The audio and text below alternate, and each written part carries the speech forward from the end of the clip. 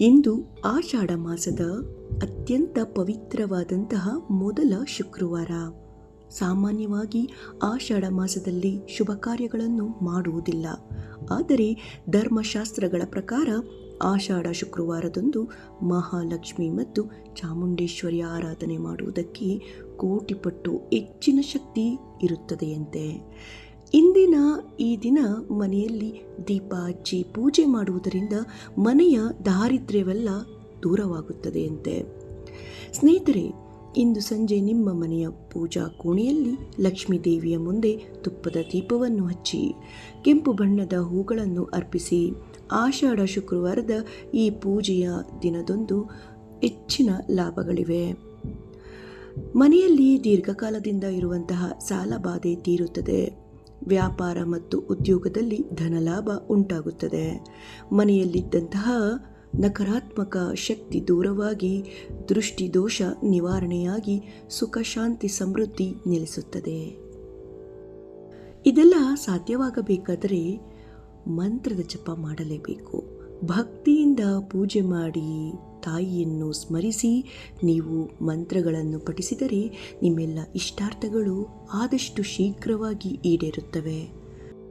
ಹಾಗಿದ್ದರೆ ಈ ಪವಿತ್ರ ದಿನದಂದು ಕೇಳೋಣ ಎಲ್ಲೂ ಕೇಳಿರದ ಈ ಶಕ್ತಿಶಾಲಿ ಮಂತ್ರವಾದಂತಹ ಶ್ರೀ ದಕ್ಷಿಣ ಲಕ್ಷ್ಮಿ ಮಂತ್ರ.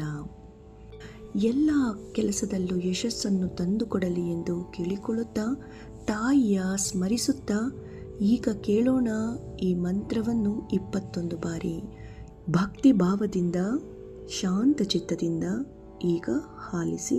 ಹಾಗೆ ಸಾಧ್ಯವಾದರೆ ಜೊತೆಯಲ್ಲೇ ಜಪಿಸಿ.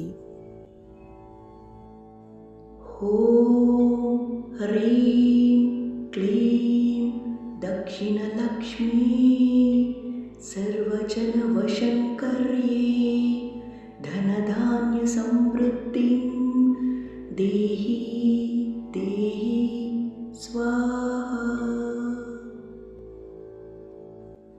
ಓಂ ಹ್ರೀಂ ಕ್ಲೀಂ ದಕ್ಷಿಣ ಲಕ್ಷ್ಮೀ ಸರ್ವಜನ ವಶಂಕರ್ಯೇ ಧನಧಾನ್ಯ ಸಮೃದ್ಧಿ ದೇಹಿ ದೇಹಿ ಸ್ವಾಹಾ.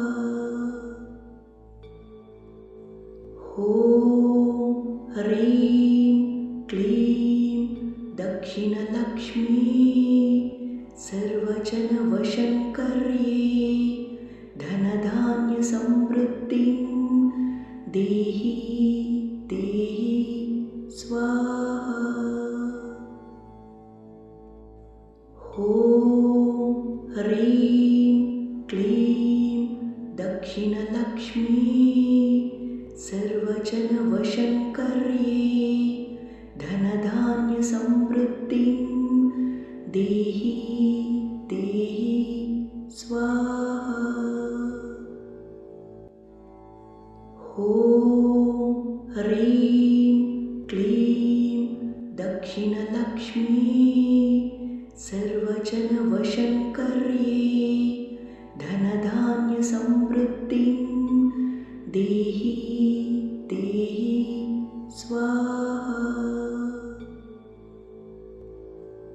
ಓಂ ಹ್ರೀಂ ಕ್ಲೀಂ ದಕ್ಷಿಣ ಲಕ್ಷ್ಮೀ ಸರ್ವಜನ ವಶಂಕರ್ಯೇ ಧನಧಾನ್ಯ ಸಮೃದ್ಧಿ ದೇಹಿ ದೇಹಿ ಸ್ವಾಹಾ. ಓಂ ಹ್ರೀಂ ಕ್ಲೀಂ ದಕ್ಷಿಣ ಲಕ್ಷ್ಮೀ ಸರ್ವಜನ ವಶಂಕರ್ಯೇ ಧನಧಾನ್ಯ ಸಮೃದ್ಧಿ ದೇಹಿ ದೇಹಿ ಸ್ವಾಹಾ. ಓಂ ಹ್ರೀಂ ಕ್ಲೀಂ ದಕ್ಷಿಣ ಲಕ್ಷ್ಮೀ ಸರ್ವಜನ ವಶಂಕರ್ಯೇ ಧನಧಾನ್ಯ ಸಮೃದ್ಧಿ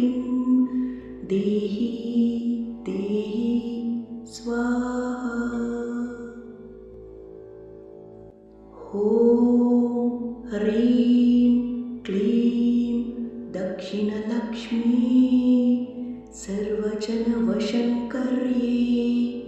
धनधान्यसमृद्धिं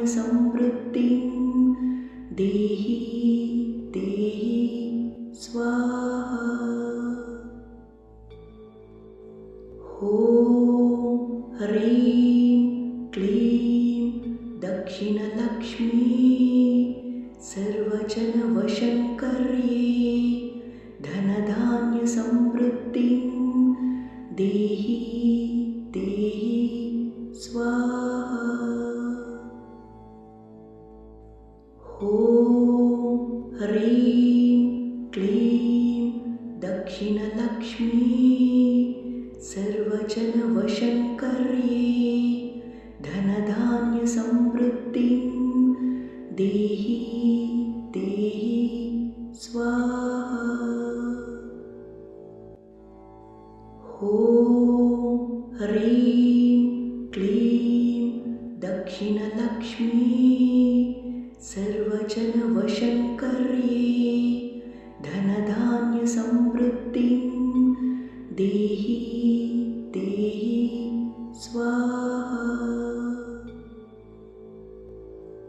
ॐ ह्रीं क्लीं दक्षिणलक्ष्मी सर्वजनवशङ्कर्ये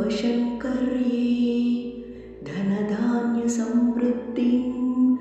देहि देहि स्वाहा। ॐ ह्रीं क्लीं दक्षिणलक्ष्मी सर्वजनवशङ्कर्ये धनधान्यसमृद्धिं देहि देहि स्वाहा। ॐ ह्रीं क्लीं दक्षिणलक्ष्मी सर्वजनवशङ्कर्ये धनधान्यसमृद्धिं